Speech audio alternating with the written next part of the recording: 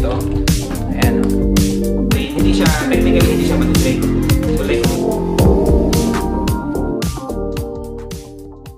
ito guys yung TMX. Nakarating na tayo dito sa bahay. So dating dalawa yung shock niyan kasi ginamit yung pan-tricycle. So tatanggalin na rin natin yan. So yung hub okay pa naman. Kukulayan na lang natin ng itim yan. Tapos yung rim din natin yan gagamitin. Gulong din na, palit na yan. Ito yung sasabi ko sa inyo sira kanina. Kapag tumatakbo ako, alog-alog yan. So itiman na natin to. Mainit pa yung makina eh. Dami-dami tayong papalitan at ayusin dito. Ito yun naman yung signal light. Pinalitan LED naman. Pero sira na din. Ay, may busina oh. Yung hub sa unahan. Yung shock parang wala namang, ay hindi, may tagas. Hindi, parang wala naman. Okay pa yung shock. Hindi na. Ayan oh, tagas oh. Tagas na. Wala, palit din to. Yung hub, gamitin pa natin. Penturahan na lang ng itim. Tapos lalagay tayo ng skid plate dyan. Kasi iitiman natin yung makina dito. May oil leak dito. Ayan o. Yung battery, mukha namang bago tong battery.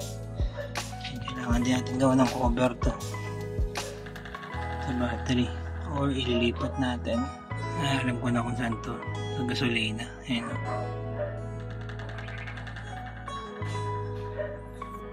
Leak siya. So madami-dami.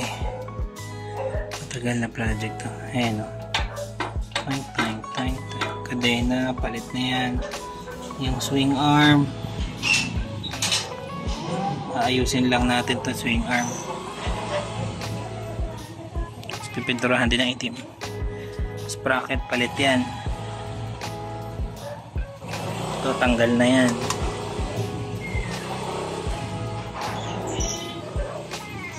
Medyo madami-dami. Naman, yung switch, papalitan na din. Itong high and low. Try nga natin.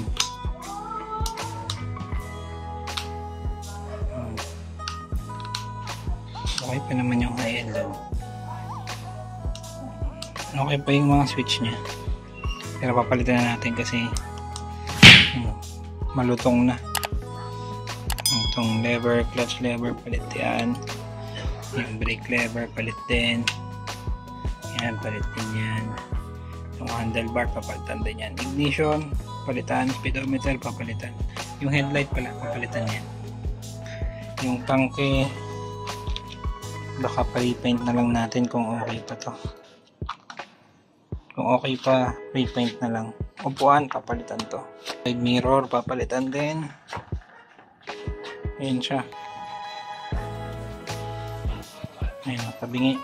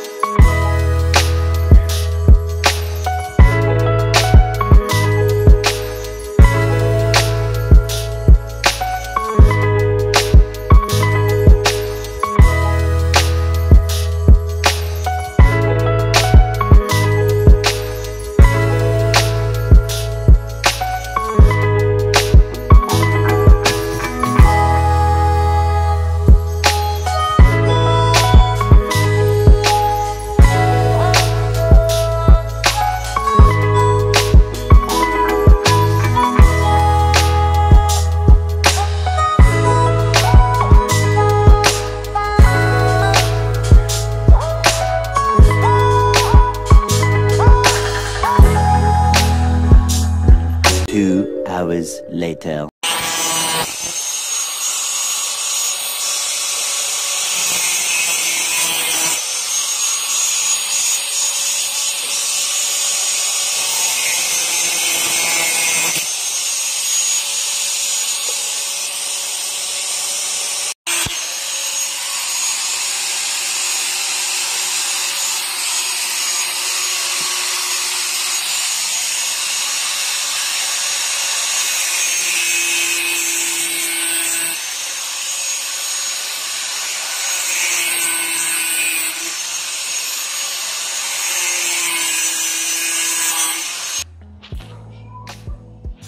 Ibabaklas na natin yung rim, tank.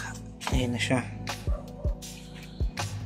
Ito, gagrinderin pa natin para maputol. Swing arm. Okay, let's go. So, update lang tayo. Kita nyo nga, nabaklasan natin lahat. Yan ang itsura niya. Tapos ito, kinat na natin yung gulong. Tsara, ayos yan. May walis tingting pa.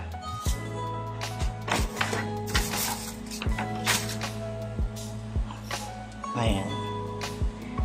Ito yung mga ibang parts. So, natatapon na natin yan.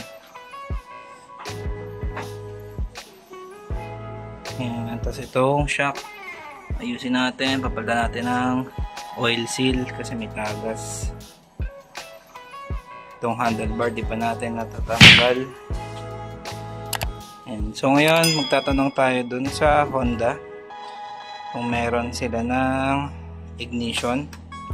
Papalitan natin to kasi yung sa tangke nabarahan na to, sira. So parang yung dating gumagamit na po ito yung susi sa loob. Tapos of course yung makina lilinisin natin. Linisin natin yan. Pipinturahan natin ng high temp. Ay, yung mga hubs pipinturahan din to. Hindi ko napapa-powder coat kasi patatanggal pa tayo ng bearing tsaka itong mga rubber. Even yung sa swing arm, ayan o, dahil may rubber yan sa loob, tatanggalin din.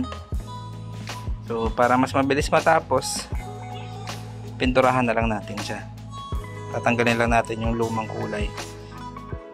Ayan, tapos primer and then black. So lalagyan din natin siya ng top coat, syempre para matibay pa rin.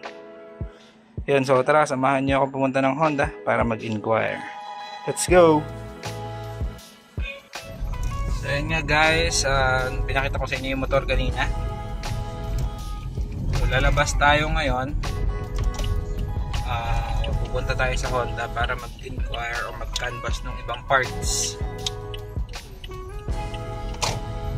So nagtanong kasi tayo sa TMX group, no, sa Facebook page, kung advisable ba or paano kumuha ng mga ibang parts. So mga sinuggest nila, sa kasa na lang kumuha. Kasi yung mga nabibili daw sa Lazada, madaling masira. So parang ilang weeks lang or months. So tama naman, makes sense. Parang sa sakyan din yan eh. So better sa kasa bumili. Samahan niyo ako para mag-inquire tayo, and then pag pasok naman sa budget natin, bibili na tayo.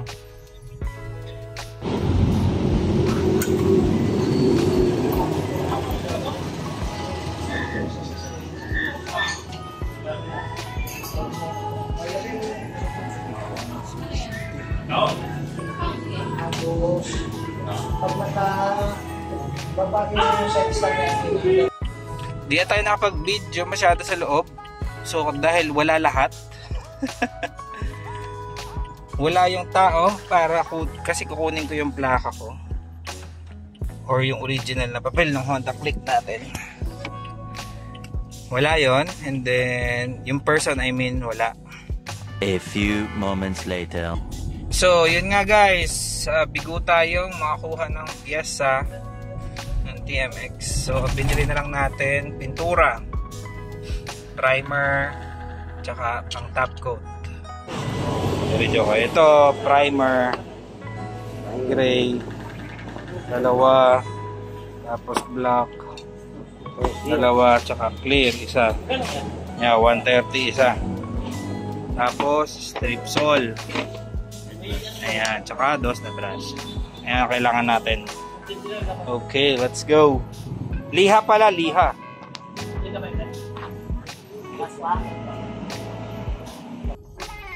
So, maghahanap pa tayo sa iba ng piyesa ng TMX. Check tayo online. So, ang kukunin lang naman nating piyesa would be yung mga switch para stock pa rin ang itsura. Hindi tayo bibili ng aftermarket. And then apparently yung ibang kasa kasi sarado na, so hindi na tayo tumuloy kasi hapon na din. So ngayon pauwi na tayo. Okay, so see you sa susunod, no? Let's go! Bumili tayo ng pyesa rito. Papakabitan natin ng gulong tsaka rayos. Swap.